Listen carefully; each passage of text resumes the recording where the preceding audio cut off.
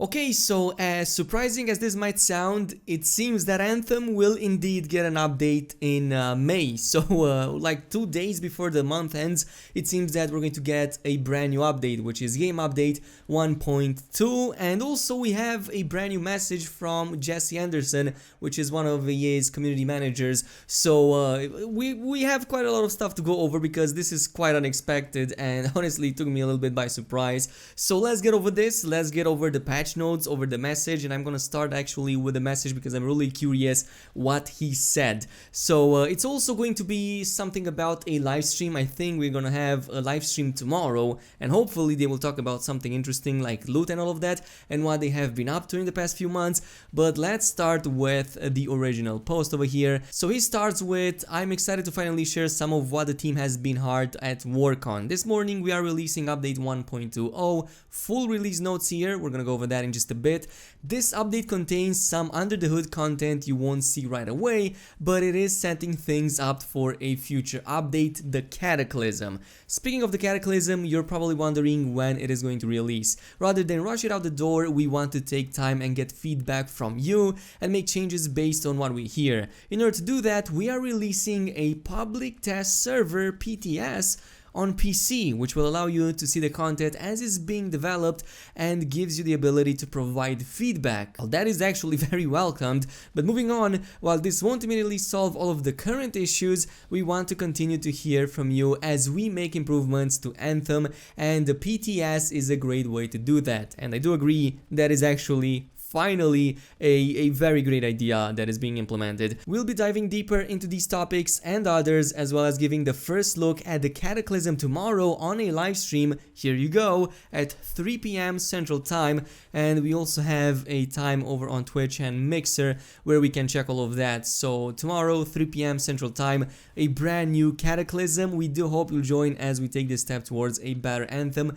Jesse Anderson, he's one of the community managers for Anthem. He's one of the people that has kept us updated even though there was a period of silence, and this is honestly some final good news. You know, something is happening. I'm really glad that they're finally taking the initiative to come up to light, to talk with the people, with the fans, with the remaining players.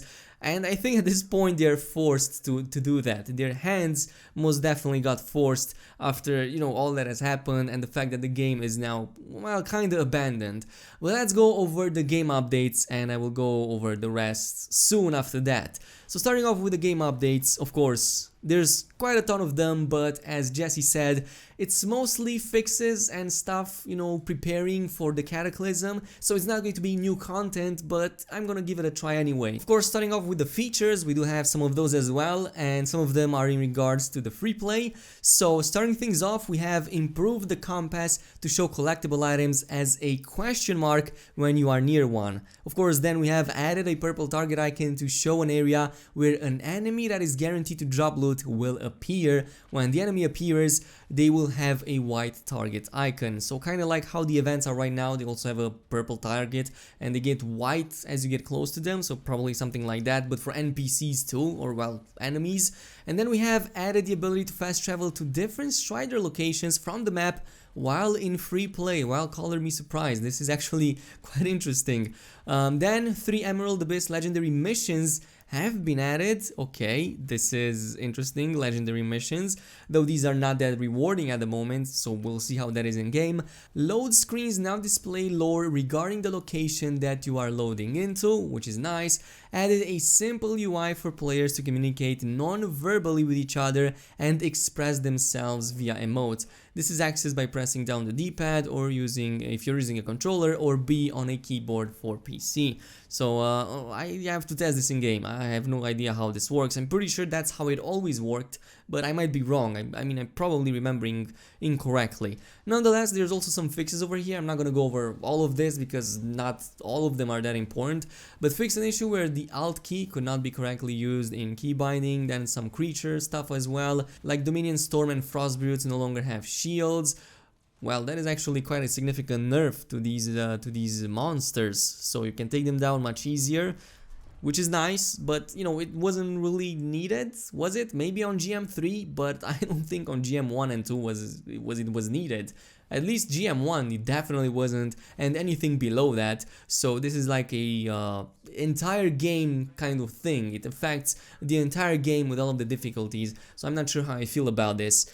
Nonetheless, all Storm Javelins, so Elementalists, Valkyries, etc., I think they are referring to the actual enemies, now regenerate their shields like other shielded creatures. When hovering, they can be grounded with force or with fire status effects. Okay, that is interesting. So now it's not just taking down their shields that knocks them down on the earth, it's also these status effects, which is nice. It makes other classes a little bit more useful, because currently, unless you take down their shields or are, for example, an interceptor who can kick them, you don't really have many options. For other classes, it's a little bit hard to do that.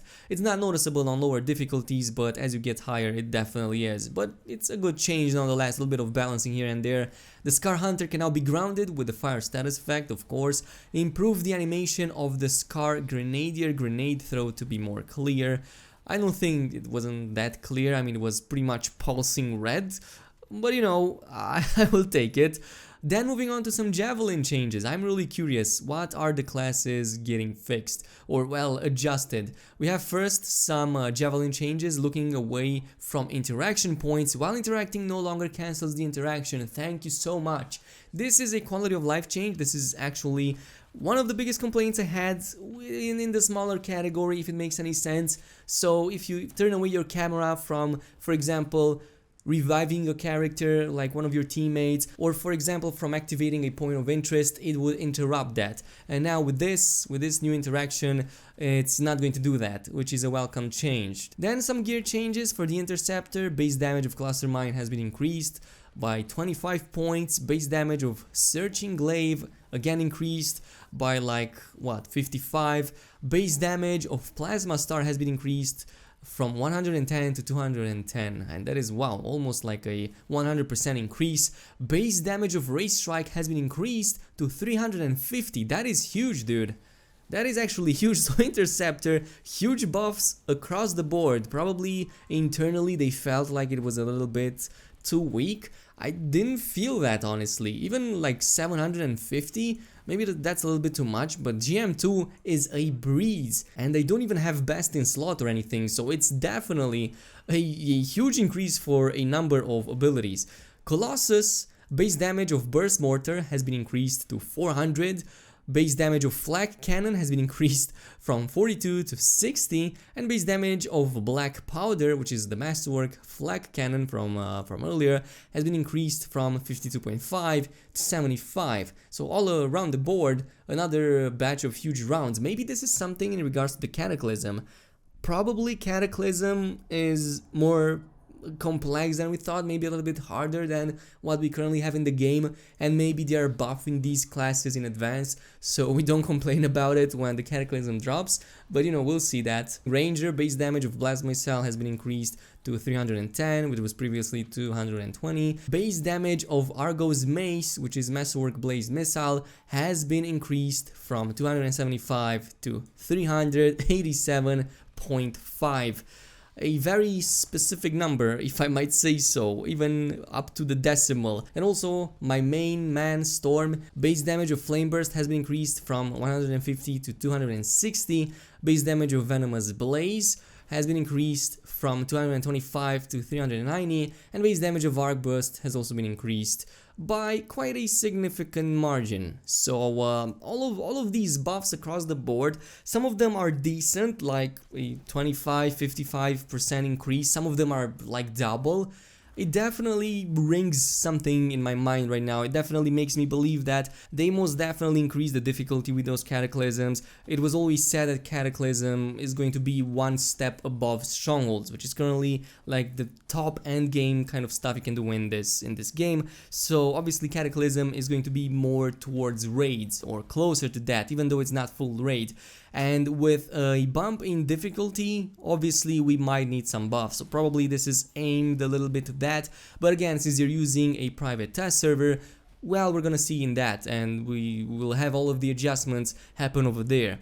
We also have some bug fixes, so quite a few of them, you know, just general stuff like multiple status effects being applied to one creature, we're not being able to be detonated for combos. Maybe this was for the Interceptor, who for a patch now doesn't have the ability to like do multiple detonations one after another as it used to do. Maybe that is the case. Hopefully that is the fix that addresses it. Of course, inventory slot count at the end of Expedition now matches the 4-gem vault.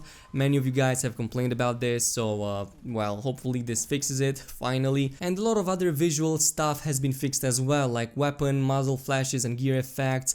Also some of the Javelin lower body parts like twisting oddly, it was also fixed.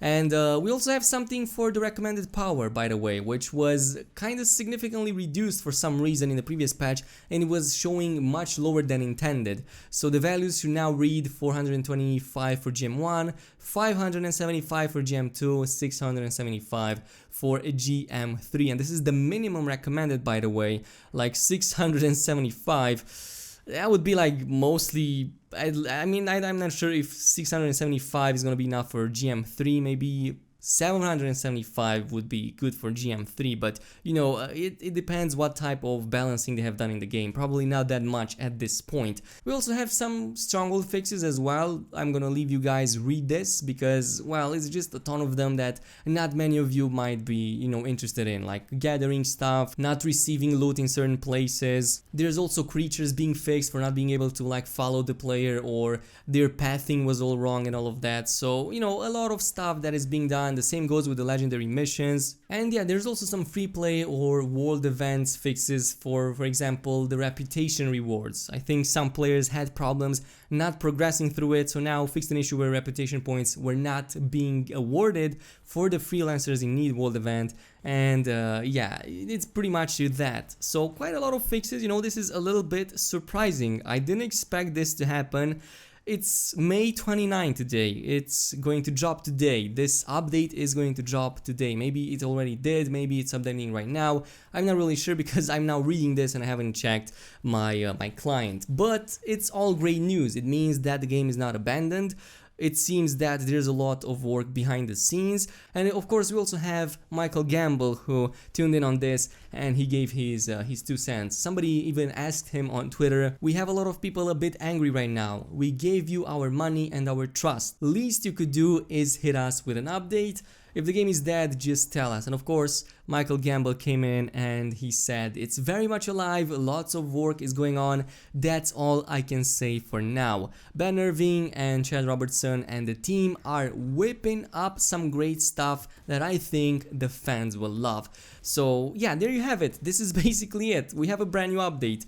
We also have a private test server, but again, as I've said, tomorrow we will find more about the new content, about the private test server. So 3 PM Central Time, you can tune in on Twitch or Mixer. But again, tell me what you guys think about this. Do you find this unexpected? Does this give you a little bit of hope? Do you think the Cataclysm is going to be significant enough? And yeah, cast your opinions down below. I'm going to try to read as many as possible. And it seems Anthem is back on the menu. So yeah, in the meantime, if you enjoyed this video, as always, a thumbs up would be super appreciated. Also, subscribe for more Anthem content. And I will see you guys next time. So peace out.